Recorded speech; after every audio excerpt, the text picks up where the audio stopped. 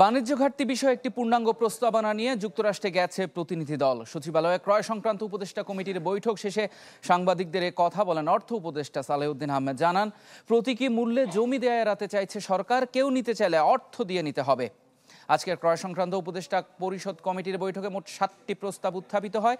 এর মধ্যে spot market থেকে 988 কোটি টাকার বেশি ব্যয় 2 কার্গো এলএনজি, 288 কোটি টাকা ব্যয় নারায়ণগঞ্জের খানপুরে অভ্যন্তরীণ কন্টেইনার এবং বাল্ক টার্মিনাল নির্মাণ, ডিজিটাল সরকার ও অর্থনীতি শক্তিশালীকরণ প্রকল্পে ব্যয় হবে 156 কোটি টাকা।